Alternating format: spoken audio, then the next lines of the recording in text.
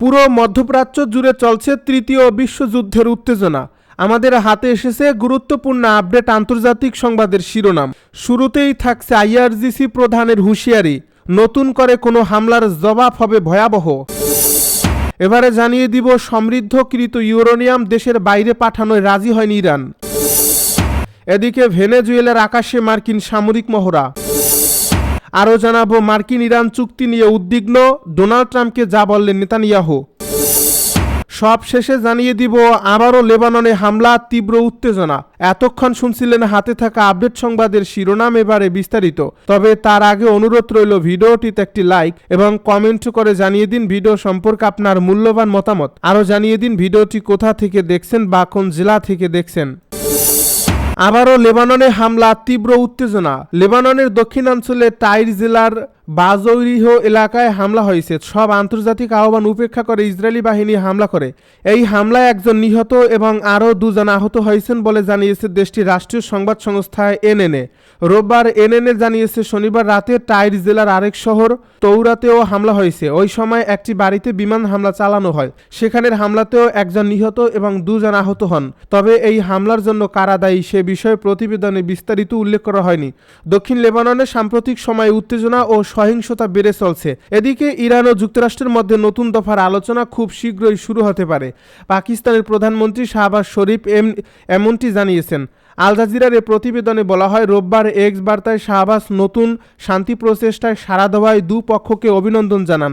এ প্রতিবেদনে বলা হয়, মধ্যপ্রাচ্যের কয়েকটি দেশের নেতাদের সঙ্গে মার্কিন প্রেসিডেন্ট ডোনাল্ড ট্রাম্পের টেলিফোন বৈঠকের পর পাকিস্তানের প্রধানমন্ত্রী মন্তব্য করেন। শাহবাজ শরীফ এক্সে দেওয়া পোস্টে জানান, আঞ্চলিক পরিস্থিতি ও চলমান শান্তি প্রচেষ্টা এগিয়ে নেবার উপায় নিয়ে ফলপ্রসূ আলোচনা হয়েছে। মার্কিন ইরান চুক্তি নিয়ে উদ্বিগ্ন ট্রাম্পকে যা বললেন নেতানিয়াহু। উদীয়মান ইরান যুক্তরাষ্ট্র চুক্তি নিয়ে মার্কিন প্রেসিডেন্ট ডোনাল্ড ট্রাম্পের কাছে গভীর উদ্বেগ প্রকাশ করছেন ইসরায়েলের প্রধানমন্ত্রী বেনিয়ামিন নেতানিয়াহু। বিশেষ করে চুক্তির দুটি সুনির্দিষ্ট দিক, লেবানন সংক্রান্ত ধারা এবং ইরানের পারমাণবিক কর্মসূচি আলোচনার বিষয়টি স্থগিত রাখা নিয়ে ইসরায়েলি প্রধানমন্ত্রী তার এই আপত্তির কথা জানান। ইসরায়েলের পাবলিক ব্রডকাস্টার কানের বরাতে এই তথ্য নিশ্চিত হওয়া গেছে। সংবাদ মাধ্যম অ্যাক্সিওস জানায়, যুক্তরাষ্ট্র ও ইরানের মধ্যে স্বাক্ষরিত হতে যাওয়া এই সমঝোতা স্মারকের আওতায় 60 দিনের একটি যুদ্ধবিরতি বাড়ানোর কথা বলা হয়েছে। এই চুক্তির একটি বিশেষ ধারায় লেবাননে ইসরায়েল ও হিজবুল্লাহর মধ্যকার লড়াই স্থায়ীভাবে বন্ধ করার প্রস্তাব রয়েছে। তবে চুক্তিটিতে একটি শর্ত রাখা হয়েছে যে যদি হিজবুল্লাহ কোনো ধরনের উস্কানি দেয় বা নতুন করে হামলা চালায় তবে ইসরায়েল পাল্টা আঘাত করার পূর্ণ অধিকার পাবে। নেতানিয়াহুর এই উদ্বেগের মূল কারণ হলো, এই চুক্তির রূপরেখা অনুযায়ী ইরানের পারমাণবিক কর্মসূচি নিয়ন্ত্রণের বিষয়ে মূল আলোচনাগুলো এখনই শুরু হচ্ছে না, বরং 60 দিনের এই যুদ্ধবিরতি কার্যকর হওয়ার পরই কেবল পারমাণবিক বিষয়গুলো নিয়ে আলোচনা টেবিলে বসবে পক্ষগুলো। তেহরানের পারমাণবিক কর্মসূচিকে এখনই গুরুত্ব না দিয়ে বিষয়টিকে পরে আলোচনার জন্য ফেলে রাখায় আঞ্চলিক নিরাপত্তা চরম ঝুঁকিতে পড়তে পারে বলে ট্রাম্পের কাছে আশঙ্কা প্রকাশ করছেন ইসরায়েলি প্রধানমন্ত্রী। ভেনেজুয়েলার আকাশে মার্কিন সামরিক মহড়া। ভেনেজুয়েলার রাজধানী কারাকাসের আকাশে সামরিক মহড়া চালিয়েছে যুক্তরাষ্ট্রের সেনাবাহিনী। এতে দুটি MV-22B অসপ্রে আকাশযান সহ বিভিন্ন সামরিক সরঞ্জাম ব্যবহার করা হয়, খবর রয়টার্সের। ভেনেজুয়েলা সরকার জানায় তারা এই মহড়াকে আগে থেকে অনুমোদন দিয়েছিল। এটি মূলত চিকিৎসা, জরুরি অবস্থা ও দুর্যোগ মোকাবেলার প্রস্তুতি হিসেবে করা একটি মহড়া ছিল বলে দাবি তাদের।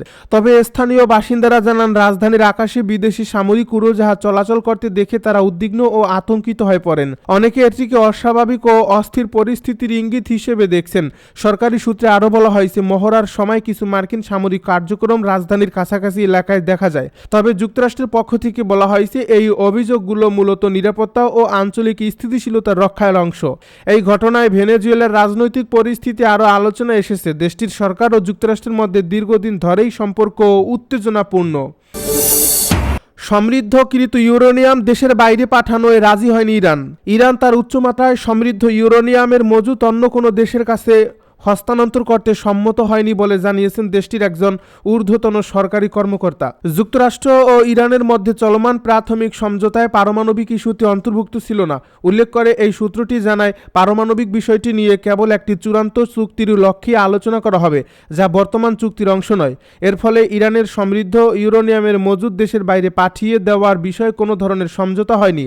ইরানি কর্মকর্তার এই বক্তব্যটি এমন এক সময়ে সামনে এলো যার ঠিক আগেই মার্কিন সংবাদ মাধ্যম নিউ ইয়র্ক টাইমস দুজন মার্কিন কর্মকর্তার বরাতে দাবি করেছিল ইরান তার ইউরেনিয়ামের মজুদ ত্যাগ করতে নীতিগতভাবে প্রতিশ্রুতিবদ্ধ হয়েছে, তবে সেটি ঠিক কিভাবে এবং কোন প্রক্রিয়ায় করা হবে তা যুক্তরাষ্ট্রের সাথে চলমান আলোচনায় এখনও চূড়ান্ত হয়নি।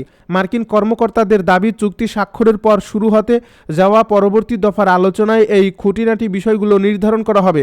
এদিকে আন্তর্জাতিক গণমাধ্যম অ্যাক্সিওসের একটি প্রতিবেদনে বলা হয়েছে খসড়া চুক্তিতে ইরানের পক্ষ থেকে বেশ কিছু বড় প্রতিশ্রুতির কথা উল্লেখ রয়েছে।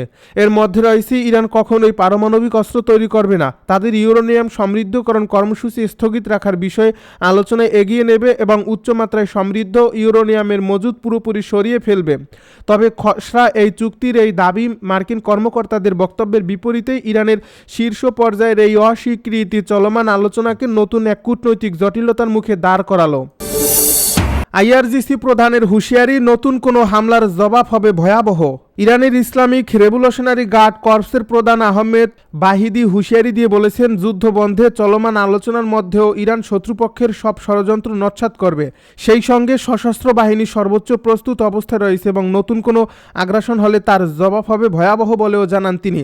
জাতীয় প্রতিরোধ ত্যাগ ও বিজয় দিবস উপলক্ষে দেওয়া এক বার্তায় তিনি এসব কথা বলেন। এই দিবসটি খোরাম শাহর মুক্তির বার্ষিকী হিসেবে পালিত হয়। 1982 সালে 578 দিনের দখলদারিত্বের পর এই শহরটি মুক্ত হয়েছিল। আহমেদ বাহিদি বলেন, খোররাম শাহর মুক্তি ইরানের প্রতিরোধ ও বিজয়ের প্রতীক। তার ভাষ্য, সাম্প্রতিক তৃতীয় চাপিয়ে দেওয়ায় যুদ্ধ ইরান 40 দিনের কঠোর প্রতিরোধের মাধ্যমে শত্রুকে অপমানজনকভাবে যুদ্ধবিরতি চাইতে বাধ্য করছে। তিনি এ সময় 5টি কৌশলগত দিক তুলে ধরেন। প্রথমত, তার মতে তৃতীয় চাপিয়ে দেওয়া যুদ্ধ ছিল একটি হাইব্রিড যুদ্ধ, তবে আইআরজিসির শক্ত জবাব ও জনগণের সমর্থনের কারণে শত্রুপক্ষ তাদের লক্ষ্য অর্জনে ব্যর্থ হয়েছে। দ্বিতীয়ত, খোররাম শাহর মুক্তির মূল শিক্ষা হল নিজস্ব শক্তির উপর নির্ভরতা ও কার্যকর প্রতিরোধ সক্ষমতা। তিনি দাবি করেন, ইরানের পারমাণবিক ক্ষেপণাস্ত্র প্রতিরক্ষা ও আক্রমণ সক্ষমতার উন্নয়ন শত্রুদের হিসাব পাল্টে দিতে বাধ্য করছে।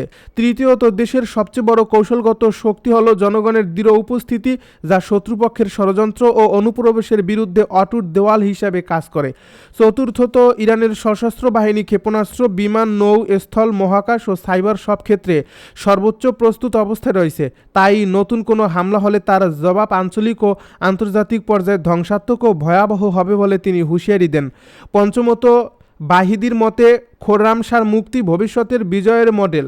এর মধ্যে পবিত্র কুদস মুক্ত করা এবং ইসরায়েলি শাসনের অবসানের কথাও উল্লেখ করেন তিনি।